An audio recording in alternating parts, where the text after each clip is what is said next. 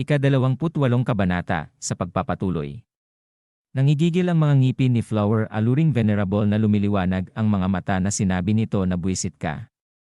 Na mabilis na tutusukin na ang ating bida ng kanyang matulis na mga daliri na sinasabi pa nito na papatayin daw niya ang ating bida. At biglang makikita ang bibig ng ating bida na sinabi nito na tutulungan daw niya siya.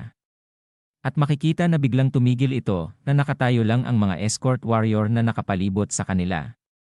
Habang sakal pa rin ang ating bida, ay sinabi nito na tutulungan daw niyang ilayo ang mga martial artist na iyon at ilabas siya dito. Hawak ni Gabuliom ang kanyang liig na sinabi pa ng ating bida na o kung handa daw ba siyang ibigay siya sa mga aso. At makikita si Puong Jinyang na nag-aalala na sinabi pa ng ating bida na pagkatapos na mapatay daw siya sa labanan. Laban sa libu-libong mga martial artist. At makikita naman si Escort Jiang na hawak ang kanyang liig.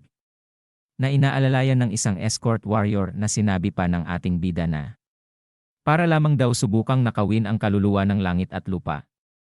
Seryosong tumingin lang sa kanya si Flower, aluring venerable na walang masabi. At biglang itinusok ang kanyang matutulis na daliri sa gilid ng ulo ng ating bida na ikinalaki ng mata nito na pinagpawisan. At pagkatapos ay naiinis na sinabi sa kanya na ipwenisto daw niya ang hindi maiiwasang taktikang net upang hulihin daw siya, at ngayon daw ay gusto niya siyang tulungang makatakas. Nahihirapan na ang ating bida na namumula ang kanyang muka, at naglalabasan na ang ugat na mangitingiti pa niyang sinabi na totoo daw iyon, na tutulungan daw niya siya. Ngunit sa isang kondisyon. Ibigay daw niya sa kanya ang kalahati ng Heaven and Earth Spirit. Na ikinagulat ni Flower, aluring venerable na kanyang narinig na nakatulalang pinagmamasdan ang ating bida. Hawak pa din sa liig ang ating bida na hindi pa rin nagsasalita ang mga ito. Na ilang saglit pa ay ngumiti si Flower, aluring venerable, at pagkatapos ay lumiwanag ang mga mata na malakas na humalakhak. Hawak pa din sa liig ang ating bida na ikinagulat nito nang sabihin nito na tama, ikaw ngayon. Naalala na daw niya siya ngayon. At tumawa ito sa kanyang harapan na sinabi pa na nang dinala daw siya ng Taoist at ang iba pang mga Jiangshi sa Heavenly Dragon Escort Agency, ay ito daw ang kanyang sinabi. Na kahit na daw hindi sila mga mandirigma na namatay sa larangan ng labanan. Na makikita si Chief Zheng na naiinis na pinagpapawisan na sinabi pa ni Flower, aluring venerable na sila din daw ay mga taong nagsakripisyo ng kanilang buhay para sa bayan. At makikita si Escort Gabuliom at si Puong Jinyang na seryosong nakatingin. Na sinabi pa ni Flower, aluring venerable na dahil daw ang bumubuo sa isang bansa ay ang mga tao nito. Na tama lamang daw na ihatid sila sa Jianghu nang hindi iniintindi ang kita o kaginhawaan. Nakangiting kakaiba si Flower, aluring venerable, at naktingin sa ating bida na sinabi pa nito na ngayon, gayunpaman. Hindi daw lang niya ginamit ang taktika ng hindi makatakas na lambat gamit ang mga Jiangshi bilang pain. At kundi gusto niya ring daw makuha ang kalahati ng espiritu ng langit at lupa kapalit ng pag-aalok ng daan ng pagtakas. At makikita ang Escort King. Na sinasabi pa ni Flower, aluring venerable na siya daw ay tinawag ng matandang tagapamahala ng kargamento na ika-4 na yang master, tama daw ba? At ang ibig lang daw sabihin nun ay, siya ang ika-4 na anak ng hari ng escort. Naiinis na makikita ang muka ng ating bida na sinabi pa ni Flower, aluring venerable na paano daw naging anak ng isang mabait at magiting na lalaki ang ganoong mautak na traidor. At seryosong sinabi pa nito na hindi daw ibig sabihin na hindi niya siya gusto. Sige, bibigyan daw niya siya ng kalahati ng espiritu ng langit at lupa. Kung mailalabas daw niya siya dito ng ligtas. Naglabas ng aura si Flower, aluring venerable na sinabi pa nito na gayunpaman, hindi daw niya sila pwedeng pabayaan na mabuhay. Habang naghanda ang mga escort warrior na itinaas ang kanilang mga espada. At hinawakan ng ating bida ang kamay ni Flower, aluring venerable na sinabi niya na sinusumpa daw niya na kung mamatay ang isa sa mga kasama niya. Na hindi daw niya sasabihin sa kanya ang kahit ano. Malakas na hinatak ni Flower, aluring venerable ang kanyang kamay upang matanggal ang pagkakahawak ng kamay ng ating bida. Na tumingin ng masama ito at sinabi na ang lakas daw ng loob niya, pero hindi daw yan ubra sa kanya. At pagkatapos ay lumiwanag ang mga mata ni Flower, aluring venerable na nakatingin sa ating bida na sinabi pa nito na papatayin daw muna niya silang lahat bago daw niya pilasin ang bibig, tenga, at mata ng ating bida. At tignan daw nila kung paano niya isasara ang bibig niya sa oras na iyon. At pagkatapos ay makikita ang bibig ni Poong Jinyang. Na malakas na isinigaw na ang lightning sword daw ay paparating na. Nananlaki ang mga mata nang mapakinggan ni Flower Alluring Venerable. At iginalaw ang kanyang mga mata sa kanyang gilid na tiningnan niya si Poong Jinyang na sinabi nito na ano daw ang kanyang sinabi. At tumugon si Poong Jinyang na isa sa mga martial artist daw na bumuo ng taktika ng inescapable net ay ang lightning sword. At siya daw ay paparating na ngayon. At mabilis na lumingon sa kanya si Flower Alluring Venerable na makikita ang ating bida ay nag-aalala. Na sinabi pa ni Flower Alluring Venerable na sino daw ba siya? At bakit daw siya ay nakabihis na parang isang lalaki? Nagulat sina Escort Gabulium at ang mga escort warrior sa kanyang likuran, at pati na si Chief Jiang na sinabi ng mga ito sa kanilang mga isip na nakabihis na parang isang lalaki.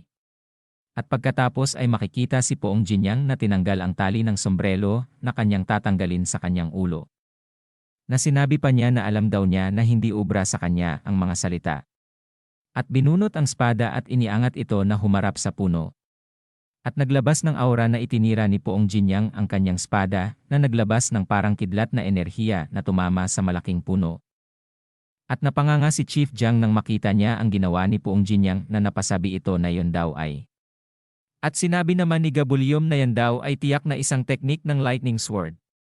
At tumingin ng masama si Flower Alluring Venerable kay Poong Jinyang na sinabi nito na paanong siya daw ay naging konektado sa lightning sword. At makikita si Poong Jinyang na tinatanggal ang tali ng kanyang buhok na sinasabi pa niya na siya daw ay natutuwa na nakikilala pa rin niya ang sword technique na ito. At ang kanyang buhok ay natanggal na sa pagkakatali na sinabi na ang lightning sword, na sinambung Yoryong, ay ang kanyang grandfather daw. Dagdag pa niya na dapat daw niyang maunawaan na hindi siya nagsisinungaling para takutin lang siya sa pangalan niya. Diba? At gulat na naman na reaksyon ng dalawa na sina Escort Warrior Gabulium at Chief Jiang na sinabi nila sa kanilang isip na siya daw pala ay isang babae sa simula pa lang. At makikita ang ating bida ay nakatingin kay Poong Jinyang na sinasabi pa nito na kung papatayin daw niya ang ika-4 na yang master. Ay isusumpa daw niya na lahat silang andito, nakasama siya, ay magpapasya na labanan siya hanggang kamatayan. Dagdag pa niya na nasa likod sina Escort Warrior Gabulium at si Chief Jiang na oo, malamang mamamatay silang lahat dito. Pero sigurado daw niya kaya nilang pigilan siya dito nang hindi bababa sa 15 minuto. Habang makikita na nakatayo lamang si Flower Alluring Venerable at nakatingin ang ating bida kay Poong Jinyang na sinabi pa nito na ano daw ang gagawin niya ngayon. At makikita ang muka ni Flower Alluring Venerable na nagseryoso. At biglang nagsalita ito na sinabi na bibilang daw siya hanggang 10 na nakatingin sa kanya si Poong Jinyang na nagtataka. At sinabi pa sa kanila ni Flower Alluring Venerable na ang lahat daw ng nakatayo pa sa harapan niya pagdating ng 10 ay hindi na daw magiging buo ang ulo sa lig. Habang ang ating bida ay nakahiga pa din sa lupa na nag-iisip. At pagkatapos ay napahinga. Ang mga escort warrior at nagtinginan sa isa't isa. At ang dalawa ay mabilis na lumapit sa ating bida na sinabi ni Chief Jiang na kung okay lang daw ba ang kanilang ika-4 na yang master. At pagkatapos ay pinahinto sila ng ating bida na sinabi nito na Chief Escort Jiang. Pangunahan daw niya ang kanilang mga tauhan na umalis dito kaagad. At tumugon na sinabi sa kanya ni Chief Jiang na pero, ika-4 na yang master. Sumigaw na ang ating bida na wala na daw silang oras. Kaya mabilis na daw silang umalis. Nanlaki ang mga mata ni Chief Jiang. At biglang pumikit na sinabi na tinatanggap daw niya ang utos niya. At isinigaw niya sa mga kasamahan nila na iiwan daw nila ang mga kalakal dito. At ang mga porter na mabagal maglakad ay sumakay na sa mga kabayo. Dagdag pa niya na mga mandirigmang escort, gamitin daw nila ang 6 na espada na pormasyon para protektahan sila habang lumalabas tayo ng kagubatan. At sinabi ng ating bida sa kanyang isip habang pinagmamasdan niya ang mga escort at ang mga porters na papaalis. Na may mga iba pa daw na mga panganib na nagtatago sa kagubatan bukod sa Flower Alluring Venerable.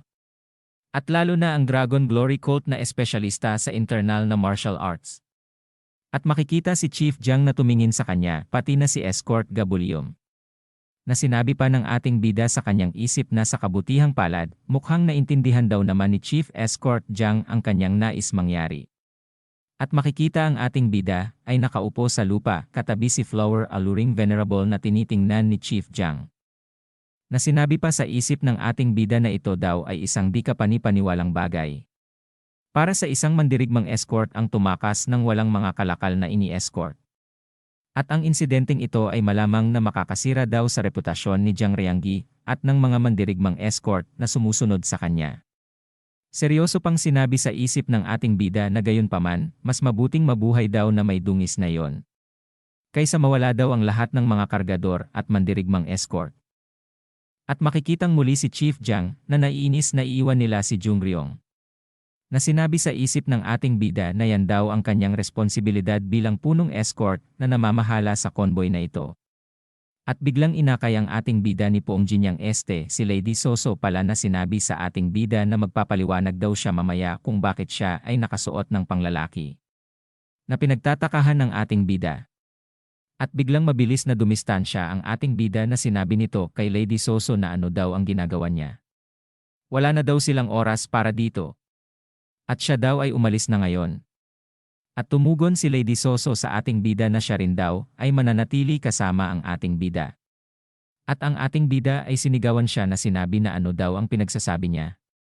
Siya daw ay magmadali ng umalis? Tumingin si Lady Soso sa mga escort at porters na umalis. At tumugon ito sa ating bida na nagpapasalamat daw siya na gusto niyang protektahan siya. Ngunit kung aalis daw siya, may mga masasaktan. At bukod pa daw dito, mas alam daw niya ang heograpiya ng lugar na ito kaysa sa sinuman. Nagulat ang ating bida na sinasabi niya sa isip na nag-aalala daw ba siya sa Dragon Glory Cult. At takot daw ba siya na baka mamatay ang kanilang mga kasamahan. Habang makikita si Flower Alluring Venerable na may kinukuha sa kabaong, ay sinabi ng ating bida na ngunit. At makikita si Flower Alluring Venerable na bitbit ang isang katawan ng Jiangshi sa kanyang balikat na sila ay pinapatahimik nito. Na sinabi pa nito na kasama daw siya. At may ibang gamit pa daw siya sa kanya. At nagtatanong na sinabi ng ating bida na bakit daw niya kinuha ang Jiangshi. Nakatingin ang ating bida at si Lady Soso kay Flower Alluring Venerable na lumiliwanag ang mga mata na sinabi pa nito na ano pa daw ang hinihintay nila, umalis na daw sila. At dito na po nagtatapos ang ika-28 kabanata.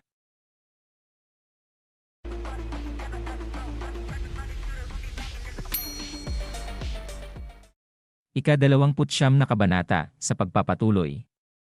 Makikita ang bundok na matatarik at isang kamay ang umaakyat dito.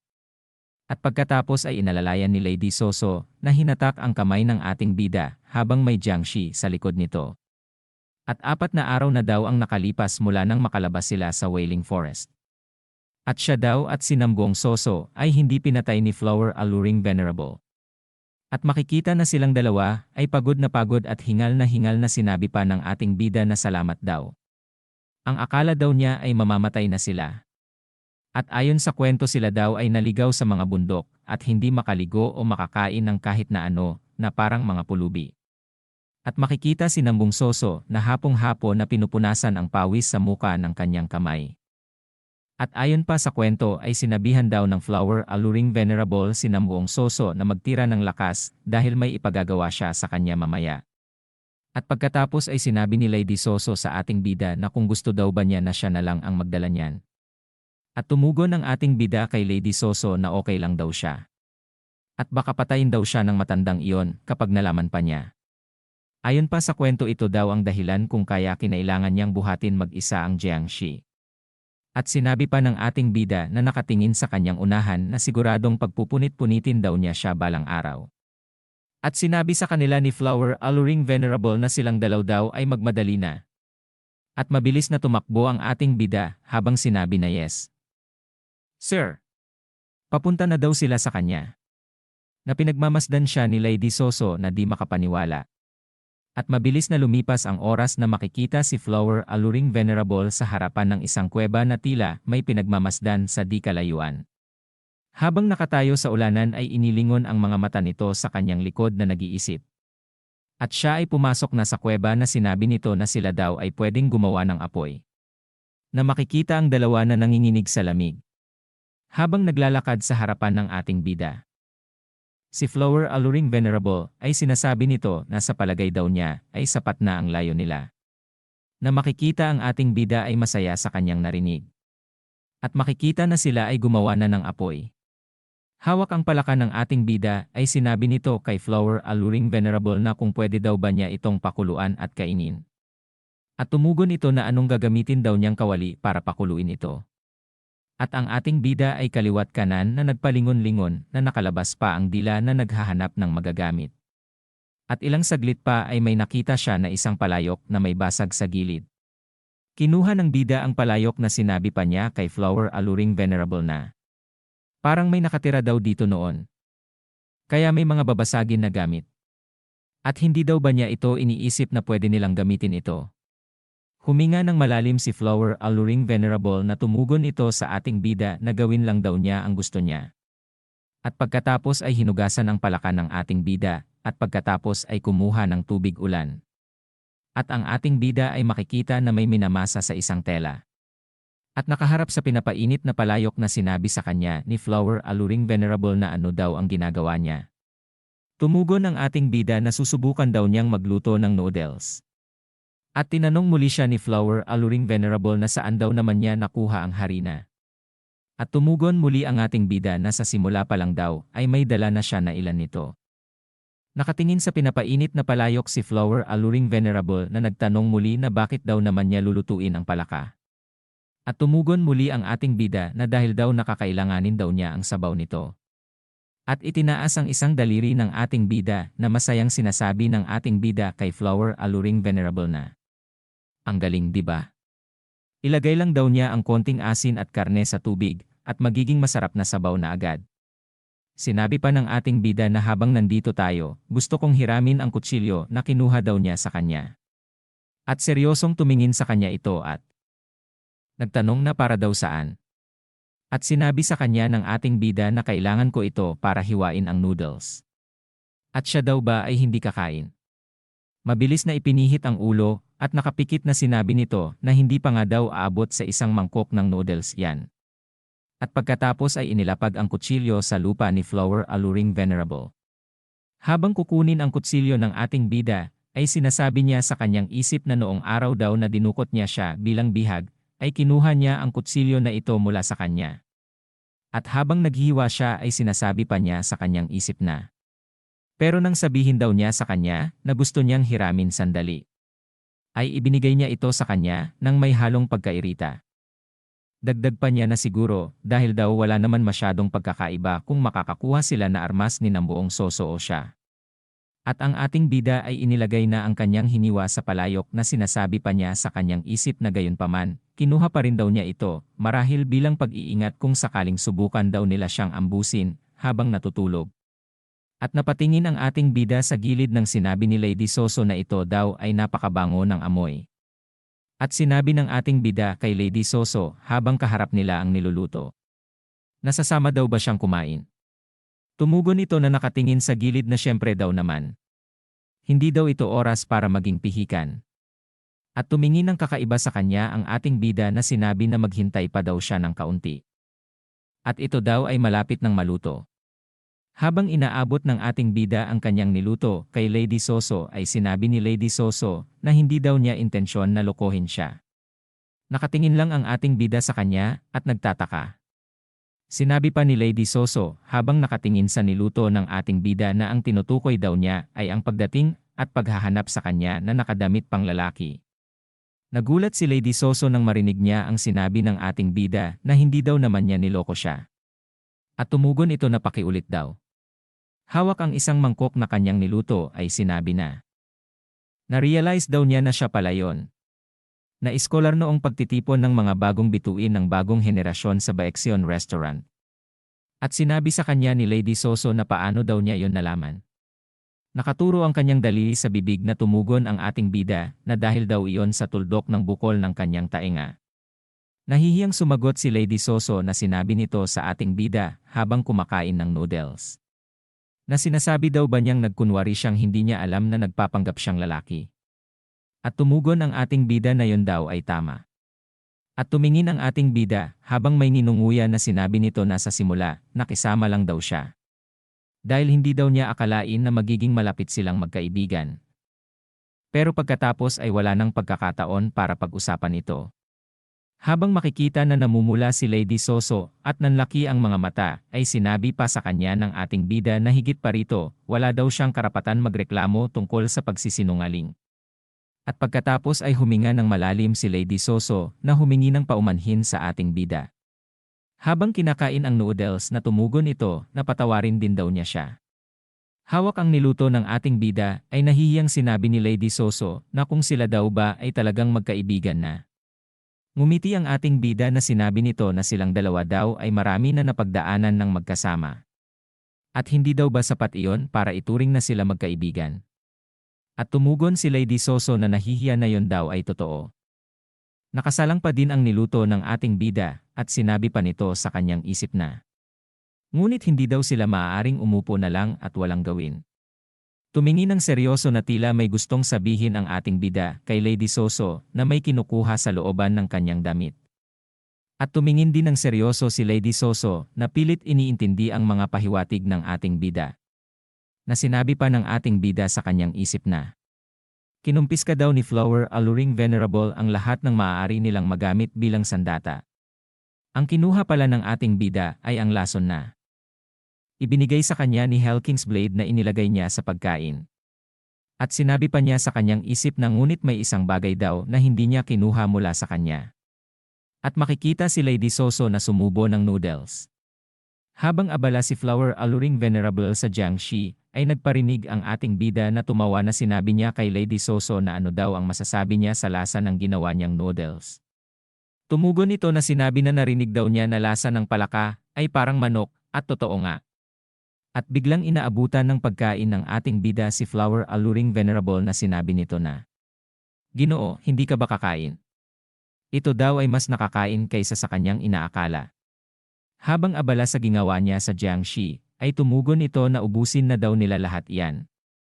Na napanganga at di makapaniwala ang dalawa. At biglang lumiwanag ang mga mata nito na nakatitig sa Jiangxi. At ito ay kanyang tinusok ng kanyang kamay sa tiyan nito.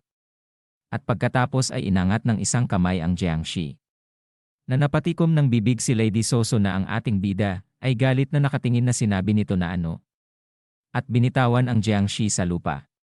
Naglabas ng enerhiya si Flower alluring venerable na sinabi nito na huwag daw siyang magulo.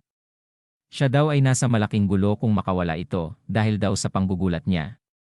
At makikita na lumiwanag ang mga mata nito at mabilis na hinuli ang mystical earthworm na nasa loob ng Jiangxi. At ang ating bida at si Lady Soso ay nagulat na pasabi sila na yon daw ay ang Heaven and Earth Spirit. At si Flower alluring venerable at kakaibang tumawa na tinitingnan ang Heaven and Earth Spirit sa kanyang kamay. At sinabi nito na nandito na, anak ko. Malapit na ang panahon. At naglabas ng nakakatakot na enerhiya si Flower alluring venerable na sinasabi pa nito na ipagpapakain daw niya ito ng sariwang dugo ng kabataan sa huling pagkakataon. Dagdag pa nito na hugasan daw ang lahat ng pulang-pula na enerhiya at lumabas kasama ang ginto. At tinanong sila ni Flower alluring venerable na alam daw ba nila kung bakit niya pinakakain ang mga tao sa espiritu ng langit at lupa. At tumawa ng nakakatakot si Flower alluring venerable na sinabi nito na yun ay dahil matutunaw ang mga internal organs ng isang tao kung kakain sila ng espiritu ng langit at lupa ng diretsyo. Dagdag pa nito na kung kaya't gumagamit daw siya ng mga buhay na tao para neutralisahin ang lason nito. Makikita si Lady Soso na nababahala na sinabi sa kanya ni Flower alluring venerable na diba? Ang sabi daw niya na siya ay apo ng lightning swords. Napasabi si Lady Soso na hindi daw ito maari. Nanlilisik ang mga mata ni Flower alluring venerable na tumugon sa kanya na sinabi pa nito na kung akala daw ba niya na matatakot pa siya sa kanya. At pagkatapos daw niyang kainin ang espiritu ng langit at lupa.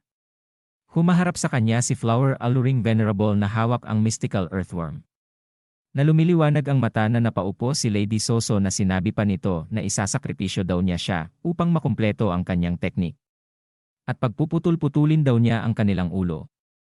At pagkatapos ay dadalhin daw niya ang ulo niya sa lightning swords. At pagkatapos ay tumawa ng nakakatakot si Flower alluring venerable. At dito na po nagtatapos ang ika-29 na kabanata.